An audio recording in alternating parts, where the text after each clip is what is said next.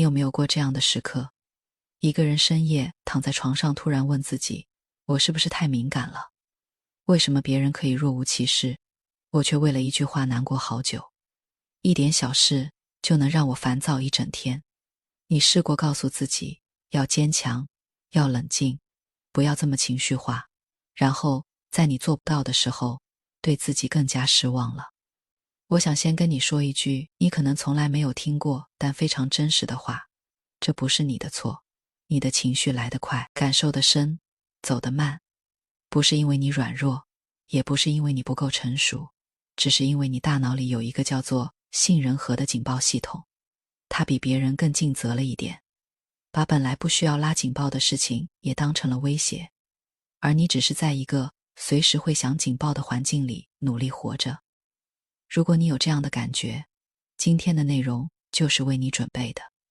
真正厉害的人从来不是没有情绪，而是学会了与情绪共存。日本经营之圣稻盛和夫经历过破产、病痛、孤独，却创立了2家世界级企业。他从来不说戒掉情绪，他说的是驯服内心的野马。接下来我会用7个心理练习，不会让你变成冷血动物，但会让你在情绪的浪潮中找到一块属于自己的，不会沉下去的浮木。在正式深入之前，我想先请你帮一个忙。如果你曾经因为自己的情绪波动而自责，觉得自己不够好，请你帮我按个赞，并且订阅这个频道。你的一个赞会让我知道这样温柔的探索是你需要的。那么现在我们就正式开始。我们先从一个你可能听过的故事说起，但今天换个角度来听。非洲草原上有一种吸血蝙蝠，会附在野马的腿上吸血，不管野马怎么狂奔，怎么甩动身体，都无法摆脱这些小小的蝙蝠。结果很多野马就这样死了。动物学家解剖后发现，那些蝙蝠吸走的血量根本不足以杀死一匹马。野马真正的死因是它们自身的暴怒和狂躁，因为愤怒而奔跑，直到精疲力竭。这个故事常被用来告诉我们不要生气，生气会害死你。但我觉得这样的解读对你太残忍了，因为生气从来不是一种选择，它更像是膝跳反射，事情发生了，情绪就出现了，这不是任何人的错。真正值得好奇的是，那只野马在蝙蝠离开之后，为什么还继续奔跑了好几个小时？是什么让那个警报在火已经灭了之后还一直响？神经科学有一个有趣的发现，一个情绪的生理反应从触发到消退，大约只需要90秒。90秒内你的心跳会加速，荷尔蒙会飙升，那是你无法控制的。但90秒之后，如果你仍然感到愤怒、悲伤或焦虑，那不是情绪的错，而是你的注意力还在反复点燃那根火柴。你反复回想那句话，那个画面，那个不公平的待遇，每想一次，你的大脑就重新分泌一次压力荷尔蒙。所以你生了一整天的气，不是因为那件事持续了一整天，而是因为你选择了用你的注意力喂养了那个情绪一整天。这不是指责，这是解放你无法控制情绪的出现，但你可以控制情绪的停留。你不需要为会生气而道歉，你只需要知道，生气之后你还有一个选择。第一个练习就是从野马变成观察者。下次当你察觉到自己开始狂奔的时候，试着在心里问自己一句话，我现在的反应是在解决问题，还是在狂奔？只要你能问出这句话，你就已经从那匹马的身体里跳了出来。也许你会觉得这听起来很简单，但真正做到却不容易。别着急，因为第2个练习会给你一把更具体的钥匙，而且你会发现这把钥匙你可能从来都没有正确使用过。让我们聊聊一个你可能听过但一直被误解的概念，钝感力。很多人以为钝感力就是迟钝、不在乎、脸皮厚，但日本作家渡边淳一提出这个词的时候，真正的意思是对某些事情不要那么敏感，不是因为你麻木，而是因为你清楚什么值得你投入注意力。钝感力其实是一种选择性的过滤能力，就像你的手机可以设定勿扰模式，你的大脑也应该有一个情绪勿扰模式。这里有一个真实故事，你可能从未听过。美国心理学家马歇尔·卢森堡创立了非暴力沟通。有一次，他受邀到一个冲突非常激烈的地区进行调解。那是一个战乱后的村庄，当地人对他充满敌意，有人朝他吐口水，还有人捡起石头威胁他。卢森堡只是轻轻擦掉脸上的口水，然后平静地问那个人：你刚才的行为是想告诉我什么？你是不是觉得很愤怒？是不是觉得从来没有人真正听过你的声音？那个人愣住了，手中的石头掉在地上，然后开始哭着说出自己的痛苦。原来他的家人在冲突中被杀害，他内心充满了无法言说的悲伤。卢森堡没有压抑自己的情绪，他也会感到害怕和受伤，但他选择了一条不同的路。他没有让我被侮辱了这个念头占据，而是把注意力转向这个人需要什么。一场可能的暴力冲突变成了一次深刻的对话。卢森堡不是没有情绪，他是把他的钝感力用在了对侮辱不敏感，而把他的敏感用在了对需求敏感。这才是钝感力的核心，不是全面迟钝，而是重新分配你的注意力。就像你手里有一盏灯，你不需要照亮整个屋子，只需要照亮你真正需要看清楚的地方，其他地方暗一点也没关系。所以第二个练习是，当你听到一句让你不舒服的话，试着问自己，这句话里除了情绪还有没有信息。如果没有，你就可以把它放在勿扰的资料夹里；如果有，你就只拿走那个信息，剩下的还给对方。比如有人说你做事真不靠谱，这句话里的情绪是愤怒，但信息可能是你的某个任务延迟了。你只需要拿走任务延迟了这个事实。至于不靠谱这个评价，那是对方的情绪包装，你可以选择不收下。听到这里，你可能会想，这些方法确实很有道理，但现实中遇到让人火冒三丈的事情，真的能忍住吗？比如，你有没有在气头上做过决定分手、辞职、大骂客户、封锁朋友？当下觉得超级爽，隔天醒来后悔到想撞墙。为什么会这样？因为愤怒的时候，你的大脑前额叶，那个负责理性思考、长期规划的区域几乎是被关闭的。你的杏仁核接管了一切，它只认两种指令：战斗或逃跑。而你以为你在战斗，其实你只是被情绪绑架了。这就像你开车的时候，突然有一只马蜂飞进车里，你慌了，结果一脚油门冲进了绿化带。马蜂并没有伤害你，是你自己的慌乱造成了车祸。有没有一种方法可以立刻打破这个状态？有，而且超级简单，你只需要做一个动作，点头。对，就是点头。不管你现在多生气，试着轻轻点一下头，你会发现那股冲上脑门的火瞬间降了一点。为什么？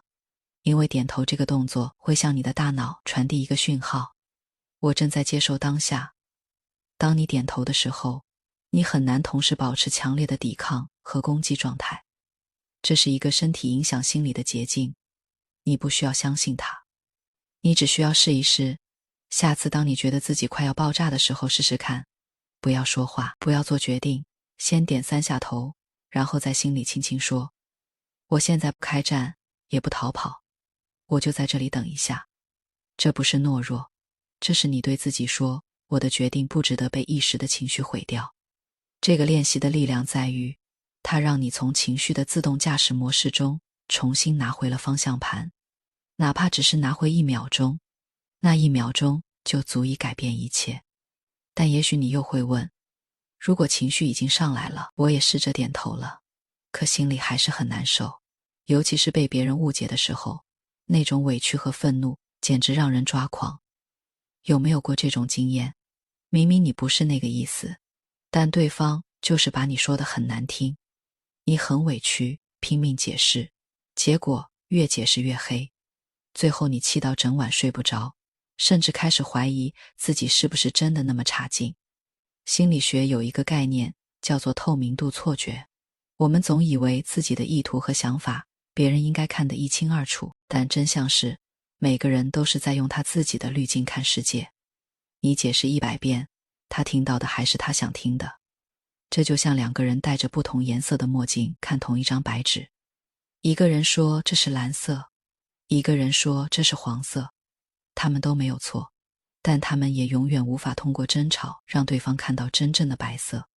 有一个历史人物对这件事看得很透，他就是古罗马皇帝斯多葛学派的哲学家马可·奥勒留。他在《沉思录》中写道，如果有人对你做了错事，你首先要问自己，我怎么确定这是一件错事？他不是叫你忍气吞声，而是叫你收回那个必须让对方理解我的执念。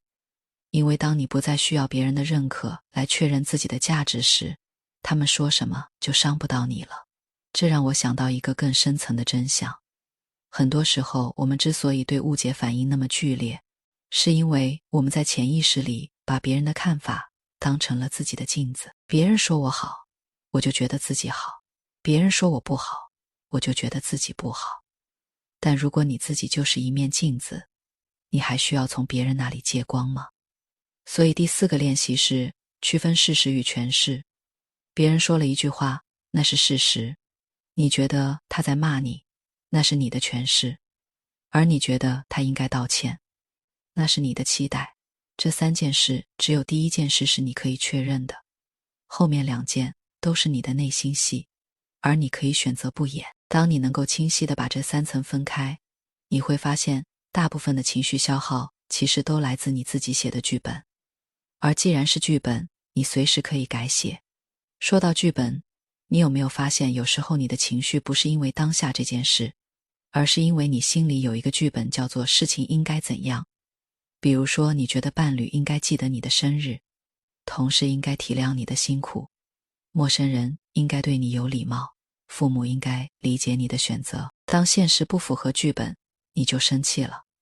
但你有没有想过，你的剧本是你自己写的，别人从来没有同意过，他们没有在你的剧本上签过字。你拿着一个自己写的合同要求别人履行，别人不履行你就愤怒，这在逻辑上是说不通的，但在情绪上，我们每个人每天都在做这件事。心理学家把这叫做应该思维，它是所有负面情绪的最大来源之一，而破解它的方法叫做接纳。接纳不是认同，不是投降，不是说你喜欢这件事。接纳是承认事情已经发生了，你不需要喜欢它，你只需要承认它是事实。就像你走在路上遇到下雨，你不会对着天空大喊你不应该下雨，你会撑伞或者找个地方躲雨。你不会跟天气较劲，因为你知道较劲没有用。但换成人的时候，我们却总在跟已经发生的事实较劲。比如你的伴侣真的忘了你的生日，你可以生气，也可以伤心，这些情绪都是真实的，不需要否定。但如果你一直说他不应该忘记，你就会一直痛苦下去。因为不应该是一个永远无法实现的幻想，它指向的是一个不存在的平行宇宙。而如果你说他忘记了，我很难过，接下来我要怎么做，你就从情绪的监狱里走出来了。从受害者的位置走到了行动者的位置，这2个位置之间隔着整个世界的距离。这让我想起一个禅宗的故事。一位徒弟问师父如何做到不生气，师父说，你看院子里那朵花，你见过它生气吗？徒弟说没有。师父说，因为你对花没有期待，花应该怎样？它开你欣赏，它谢你接受。对人也一样，把每个人当作一朵花，它有它的季节，它有它的样子，你不需要对一朵花生气。这个故事听起来很美，但做起来很难。难在我们总是忘记对方是一朵独立的花，总以为对方是我们剧本里的一个角色。所以第6个练习是检查你的应该清单，不需要写下来，只需要在每次感觉到愤怒或失望的时候问自己，我是不是在期待一件别人从来没有承诺过的事？如果是，那这份期待是你自己的功课，别人没有义务完成你的功课。这个认知一开始可能会让你觉得有点孤独，但长期来看，它会给你巨大的自由。因为当你不再把情绪的遥控器交到别人手里，你就真正拿回了自己的力量。好了，到这里我们已经聊了6个练习，也许你会觉得这些练习都很棒，但我真的能做到吗？别担心，第7个也是最后一个练习，会彻底改变你看待情绪的方式。如果说前面6个练习是教你怎么应对情绪，那么第7个练习是教你怎么重新认识情绪。当你的视角变了，很多问题就不再是问题了。你的情绪其实是一种资源，不是负担。我再说一遍，你的情绪是一种资源。负面情绪就像身体的疼痛，疼痛很讨厌，但疼痛告诉你，你的手被烫到了，要赶快缩回来。没有痛觉的人反而最容易受伤。愤怒告诉你，你的边界被侵犯了，它像一个警报系统。悲伤告诉你，你失去了一个重要的东西，你需要哀悼和疗愈。焦虑告诉你，面临一个不确定的未来，需要做准备。嫉妒告诉你，你内心深处真正渴望的是什么？它是一张地图，指向你真正想要的方向。所以，问题不在于有没有情绪，而在于你有没有听懂情绪想告诉你的话。当你把情绪当作敌人，你就会跟他打架，打得遍体鳞伤。当你把情绪当作信差，你会听完讯息然后谢谢他，让他离开。这就是真正的与情绪共存，你不压抑它，也不被它淹没，你让它来，也让它走。就像天空中的云，来了又走，而你是那片天空，不是乌云。稻盛和夫在他的著作中分享过一个亲身经历。年轻时他曾经因为公司倒闭而失业，穷到差点去加入黑社会。他说那时候他每天都在愤怒和绝望中度过，觉得全世界都对不起他。直到有一天他突然问自己，我这样生气能改变什么？如果我注定要穷一辈子，那我能不能选择穷得开心一点？这个念头一转，他开始把全部精力投入研究，后来创立了京瓷，成为世界级的企业家。他不是没有情绪，他是学会了在情绪中还留有一小块清醒的空间。那一小块空间就是自由，哪怕外面的风暴再大，只要你有那么一小块空间，你就不会被淹没。如果要把今天聊的这些浓缩成一个随时可以拿出来用的小仪式，它大概长这样。下一次当你感觉那股熟悉的浪潮又涌上来的时候，先什么都不做，就只是停在那里，像站在月台上看着一列火车进站。你不需要上车，你只是看着它来，看着它停，看着它走。然后如果可以的话，轻轻点一下头，不是对谁，是对自己。这个动作会告诉你的身体，我没有被淹没，我还在这里。接着你可以问自己一句话，我现在的感觉，它的名字叫什么？只是命名，不需要分析。愤怒就是愤怒，悲伤就是悲伤，命名就能降温。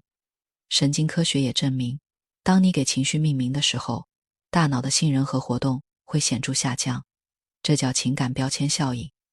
你不需要解决它，你只需要叫出它的名字，再来。如果你愿意的话，可以再问第2句话，他想告诉我什么？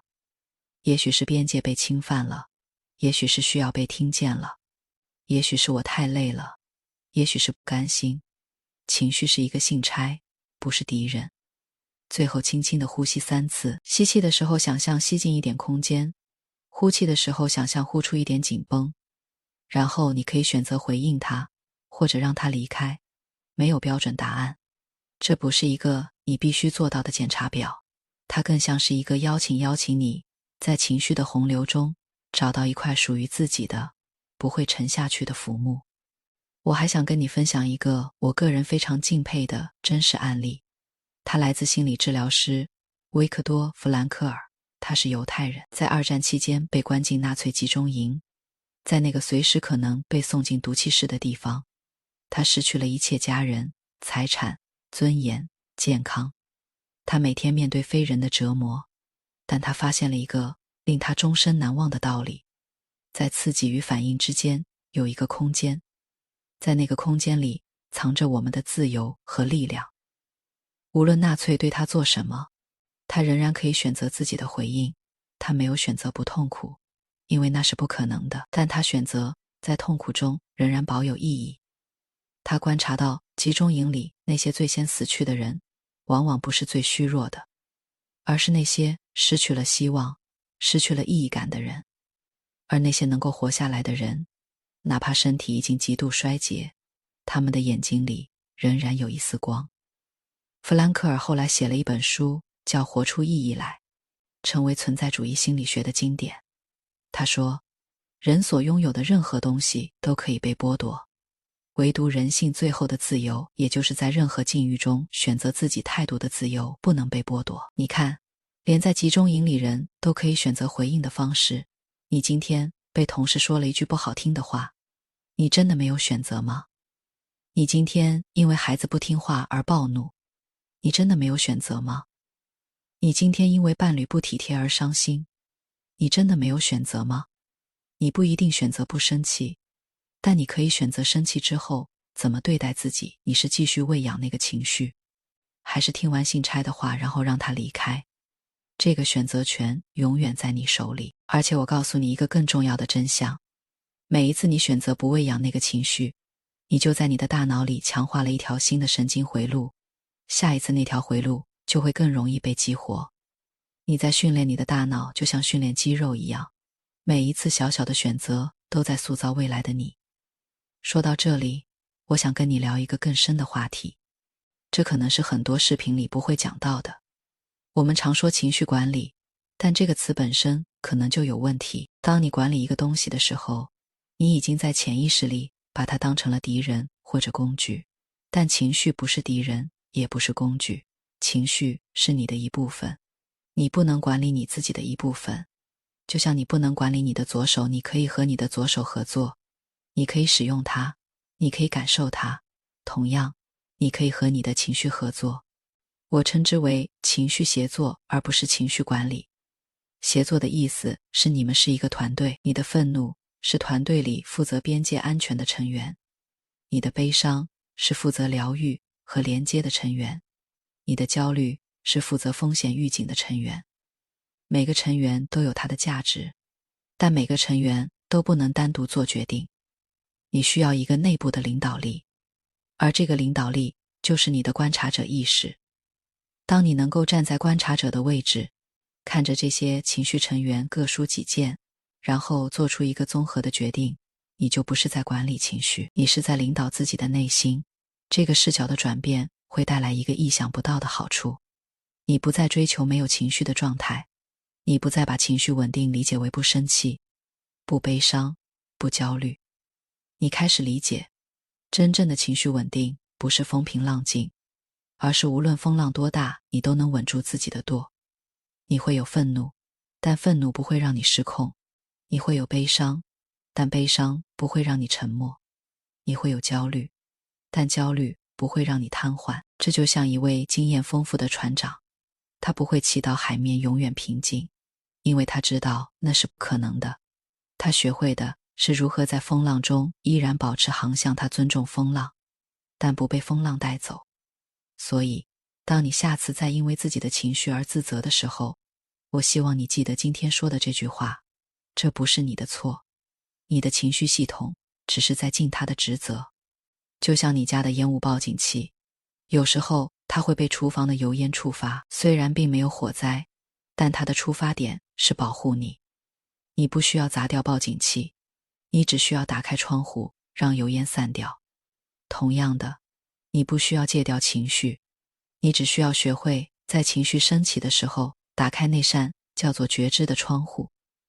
在结束之前，我想邀请你做一件很小的事，不用行动，不用改变，只需要在评论区写下一句话，开头是我注意到我有一个情绪叫做，比如我注意到我有一个情绪叫做怕自己不够好，或者我注意到我有一个情绪叫做不甘心，或者更简单的，我注意到我有一个情绪，我还不知道它的名字，只是注意到它。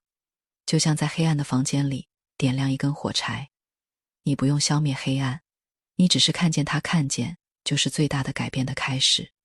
我会在这里安静地读你的留言。如果你觉得这7个练习对你有帮助，请你帮我按赞、订阅，并且分享给你身边那个总是容易生气、容易内耗的朋友。